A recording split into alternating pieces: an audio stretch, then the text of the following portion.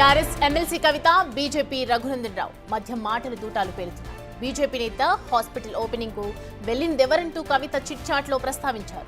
2022లో రఘునందన్ రావు కుమార్తె ఆసుపత్రిని హరీష్ రావే ప్రారంభించారు. గత ప్రభుత్వంలో హెల్త్ మినిస్టర్ హోదాలో ఆయన ఆసుపత్రిని ప్రారంభించారు. హరీష్ రావును టార్గెట్ చేయడానికే కవిత ఆసుపత్రి ఓపెనింగ్ అంశాన్ని వాడుకున్నారు. బీజేపీలో బీఆర్ఎస్ ను విలీనం చేస్తారంటూ కవిత ఘాటు విమర్శలు చేశారు. ఆమె వ్యాఖ్యలపై ఎంపీ రఘునందన్ రావు వరుసగా విమర్శలు చేస్తున్నారు. జూన్ 2న కవిత కొత్త పార్టీ పెడుతుందంటూ ఇప్పటికే చెప్పిన ఆయన చిట్చాట్లో మాట్లాడే బదులు కోవర్టులెవరో డైరెక్ట్ గా చెప్పొచ్చు కదా అని ప్రశ్నించారు. కేసీఆర్ ను కాపాడుకునే బాధ్యత కవితకు లేదా అంటూ రఘునందన్ ప్రశ్నించారు.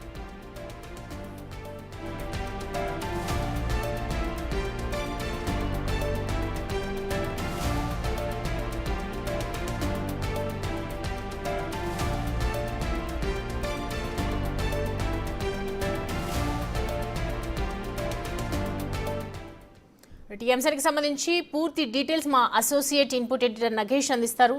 నగేష్, చూస్తున్నాము కవితకు సంబంధించి అనేక రకాల ఆరోపణలు వస్తూ ఉన్నాయి. ఇటు రఘునందన్ రావు చేసినటువంటి వ్యాఖ్యలను ఏ విధంగా చూడొచ్చు?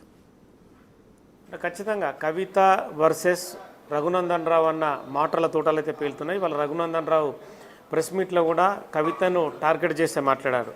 కానీ నిన్న కవిత రఘునందన్ రావుకు సంబంధించిన పాత ఇష్యూని ఒకటి తెరపైకి తీసుకొచ్చింది. గతంలో ఒక 2 ఏళ్ల క్రితం అప్పుడు గవర్నమెంట్లో తను హరీష్ రావు అంటే ఆరోగ్య శాఖ మంత్రిగా ఉన్న సమయంలో తన కూతురు అంటే రఘునందన్ రావు కూతురు హాస్పిటల్ అమీర్పేట్లో శిశిర హాస్పిటల్ అని చెప్పి ఒకటి కొత్త హాస్పిటల్ నిర్మించారు. ఆ హాస్పిటల్కు డాక్టర్ సింధు మాధవి రఘునందన్ రావు కూతురు హాస్పిటల్ ఓపెనింగ్ కోసం డైరెక్ట్గా అప్పుడు అంటే ఆరోగ్య శాఖ మంత్రి హోదాలో రఘునందన్ రావు హరీష్ రావుని పిలిచినట్టుగా ఉన్నాడు. హాస్పిటల్ ఓపెనింగ్ హరీష్ రావు చేశాడు.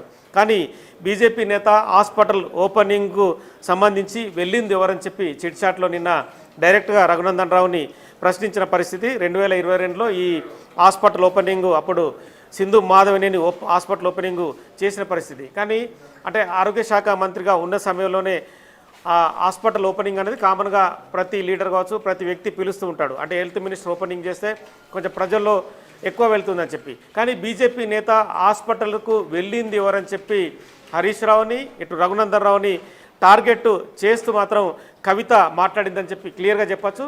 కానీ ఇవాళ రఘునందన్ రావు కూడా సేమ్ కవితకు సంబంధించిన ఆ మాటల్ని రఘునందన్ రావుకి తాకినట్టుగా కనిపిస్తుంది.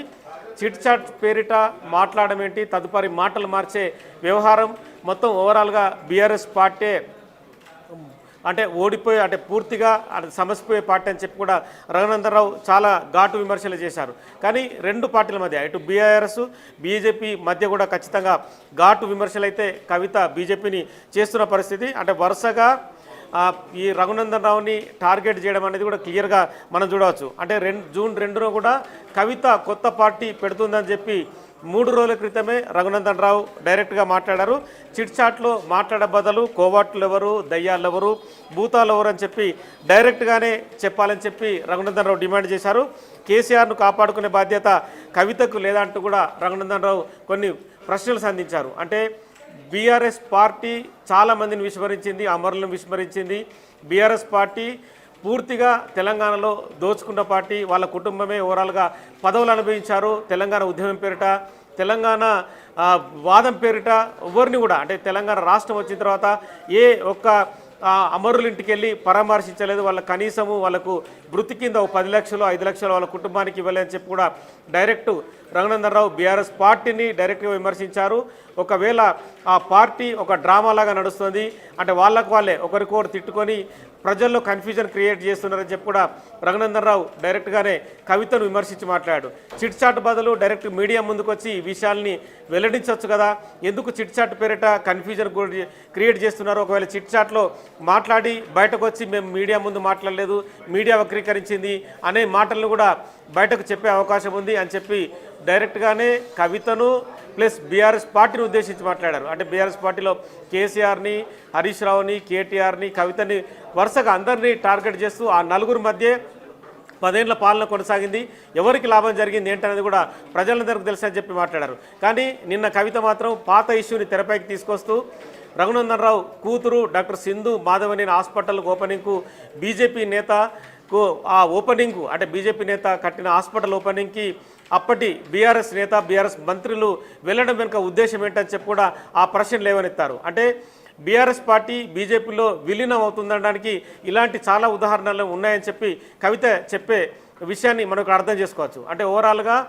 కవిత వర్సెస్ రఘునందన్ రావుగా ఈ ఇష్యూ అయితే కొనసాగుతోంది. కాసేపటి క్రితం కవిత మళ్ళీ మంచిర్యాలలో చిట్చాట్ చేస్తూ తన నాన్నను కలవడానికి అవకాశం వచ్చింది, కానీ వెళ్ళలేని విషయాన్ని మళ్ళీ చెప్పుకొచ్చారు. అంటే కేసీఆర్ నుంచి ఆల్రెడీ ఫోన్ వచ్చినా కూడా కవిత తన నాన్న ఫోన్ని డినే చేస్తూ మంచిర్యాలకు వెళ్ళి జాగృతికి సంబంధించిన వాళ్ళ కుటుంబాన్ని పరామర్శించడం, ఒక జర్నలిస్ట్ కుటుంబాన్ని మునీర్ని పరామర్శించడానికి వెళ్ళింది. అంటే ఓవరాల్గా ఈ డ్రామా అనేది కవిత ప్లస్ అంటే మిగతా బీఆర్ఎస్ పార్టీకి సంబంధించిన అంశం అనేది కొనసాగుతూ వస్తుంది.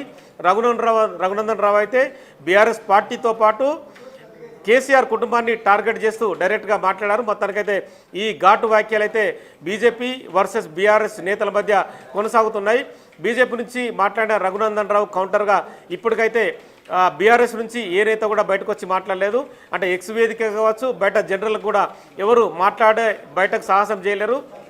అంటే కేసీఆర్ నుంచి ఆదేశాలు కూడా ఉంటున్నాయి. అంటే కవిత ఇష్యూలో కానీ ఈ చుట్టుపక్కల జరుగుతున్న పరిణామాల నేపథ్యంలో ఎవరు కూడా ఏ బీఆర్ఎస్ నేత బయటకు వచ్చి నేరుగా మాట్లాడకూడదన్న ఆదేశాల నేపథ్యంలో ఇటు ఎక్స్ ఖాతాల్లో కూడా చడి చప్పుడు లేదు. బయట బీఆర్ఎస్ నేతల నుంచి కూడా ఎలాంటి కౌంటర్ పార్ట్ కూడా బయటకైతే రావడం లేదు. అయితే నగేష్, మనం చూస్తున్నాం కదా, ఇప్పుడు రఘునందన్ చెప్పినటువంటి కొన్ని మాటలు కూడా అబ్జర్వ్ చేస్తే కోవట్లేదు, ఒకవేళ తన తండ్రి మంచి కోరుకుంటే కనుక కోవట్లేదు డైరెక్ట్గా చెప్పొచ్చు కదా అన్న మాటలు కూడా ఆయన వ్యాఖ్యానించారు. ఇది ఎంతవరకు కరెక్ట్ అంటారు? అంటే నిజమే కదా, అంటే ఒరిజినల్గా చూసుకుంటే కూడా కోవట్లేదు చెప్పొచ్చు. అంటే మిగతా ఇప్పుడు చేసినటువంటి హాస్పిటల్ ఓపెనింగ్కి సంబంధించి కానివ్వండి, మిగతా లెటర్స్కి సంబంధించి కూడా మెయిన్ నేతల మీద వెళ్తూ ఉంది. ప్రజలు కూడా ఎవరో ఉండొచ్చు, సొంత మనుషులే కావచ్చు అన్న అనుమానాలు అయితే చూపిస్తూ ఉన్నారు. సో దీనికి సంబంధించి ఏం చెప్తారు? అంటే యాక్చువల్గా రఘునందన్ రావు బ్యాక్గ్రౌండ్ చూస్తే కనుక తను కూడా బీఆర్ఎస్ పార్టీలో అప్పటి టీఆర్ఎస్ పార్టీలో ఒక వెలిగిన వ్యక్తే. అప్పటి టీఆర్ఎస్ పార్టీకి సంబంధించి మెదక్ జిల్లా ప్రెసిడెంట్గా ఉన్నాడు. తను కూడా ఎమ్మెల్యే టికెట్ ఆశించాడు. కానీ ఎమ్మెల్యే టికెట్ రఘునందన్ రావుకు రాకుండా చేసింది హరీష్ రావు అని చెప్పి కూడా అప్పటి నుంచి రఘునందన్ రావు డైరెక్ట్గా హరీష్ రావుని, కవితని, కేటీఆర్ని టార్గెట్ చేస్తూ